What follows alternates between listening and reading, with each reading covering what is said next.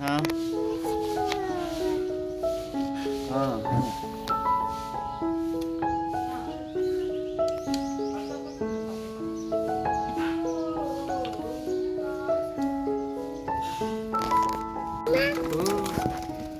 मी करू का अंघोळ?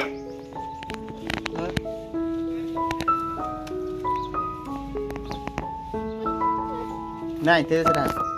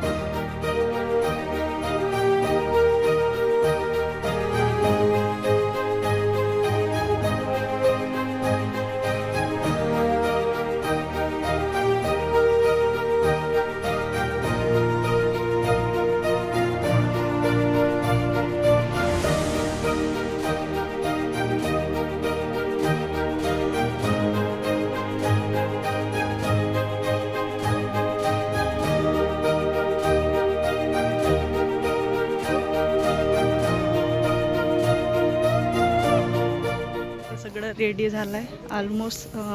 फक्त आता डेकोरेशनवाला यायला. सगळं पेंडाल टाकून झालंय. तिथे जेवणाची तयारी ठिकाणी. आणि हळूहळू पाहुणे येणं सुरू झाले. आणि ते हे पण झालं. अन्वी गाणं नाही लागलं? गाणं नाही लागलं? जा लाव म्हण पटकन. लाव म्हण बरं. लवकर लावा म्हणा.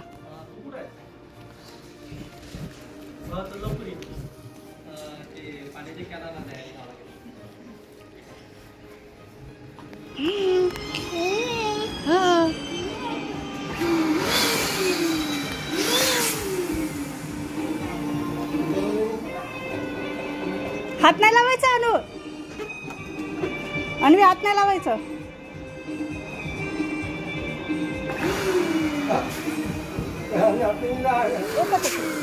एक सिंगल द्या बरं. हा लालवाला फुगा लालवाला.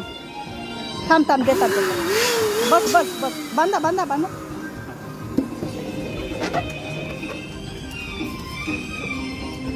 नाही नाही नाही चल या लवकर.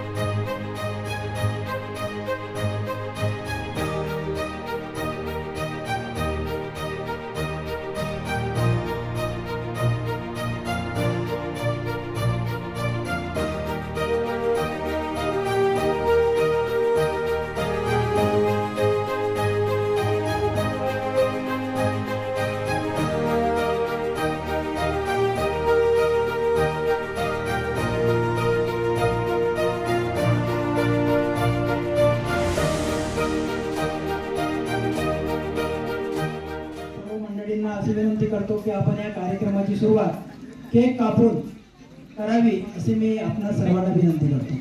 केकची सम्यक इकडून घे, लांबून घे थोडंसं.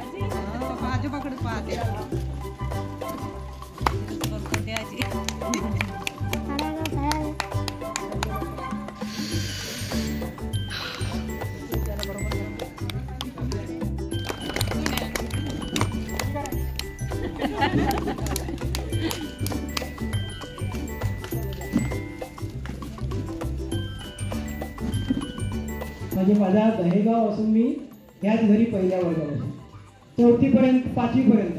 मग मामाजी सगळी मंडळी झरपडायची, म्हणजे मस्के सर दादाजी मस्के वगैरे हा जो पूर्ण यांचा हे होता ते सगळे ब्रह्मपुरीला राहायचे.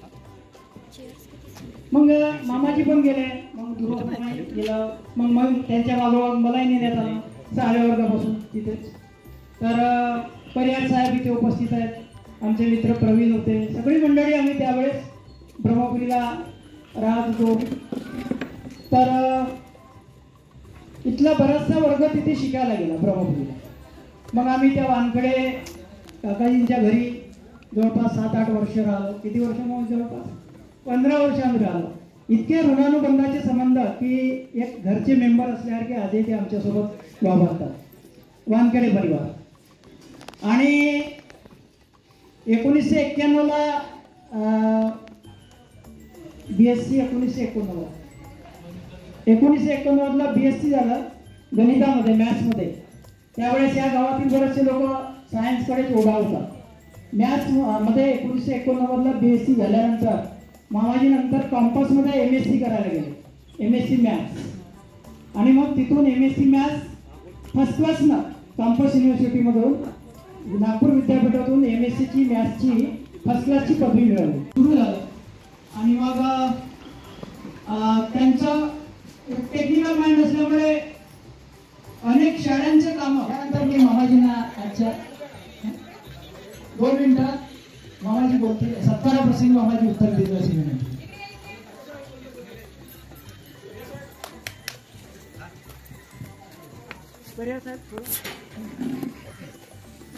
सगळ्यांना माझा नमस्कार.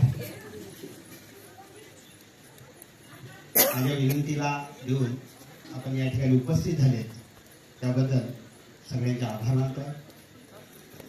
चालत असताना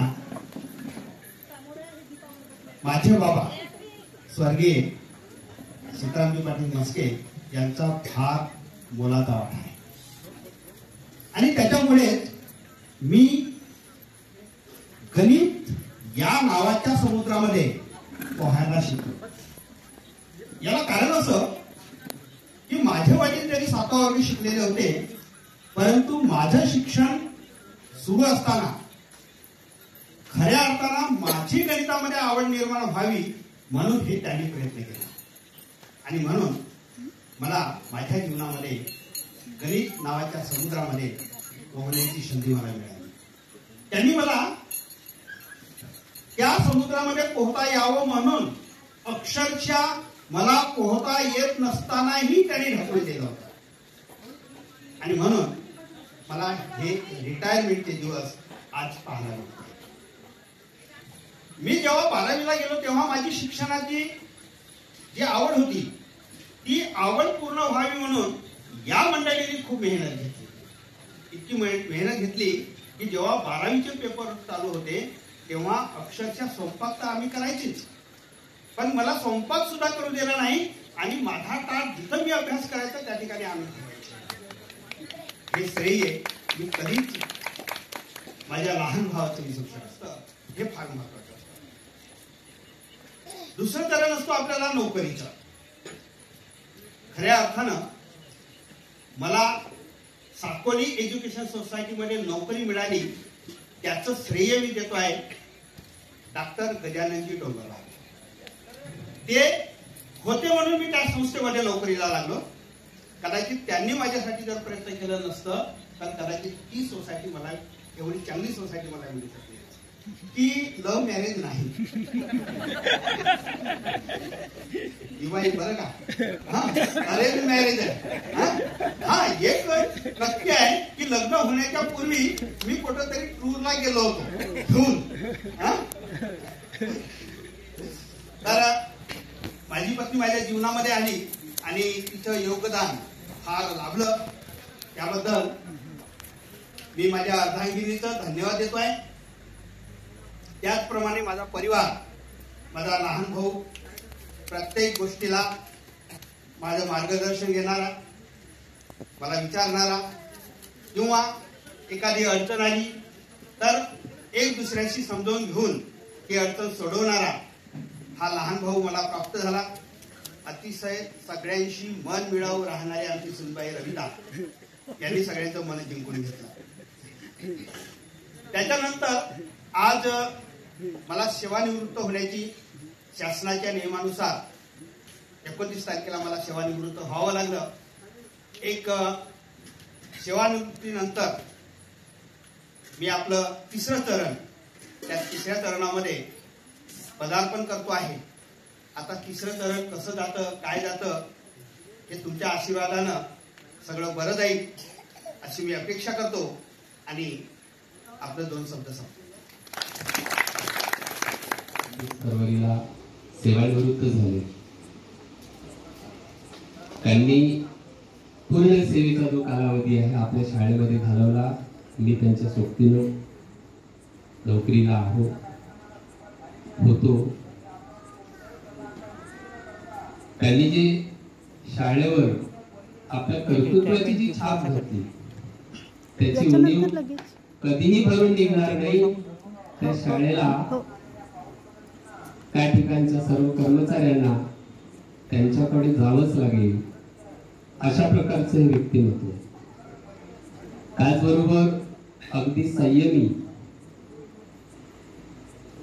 शिस्तप्रिय, समय सूचकता याच्याकडे त्यांचं नेहमी लक्ष असायचं. आम्ही एकदा प्रवास करत होतो, एका विद्यार्थ्याचा फोन आला. आता नुकताच 10वी परीक्षेला असणार.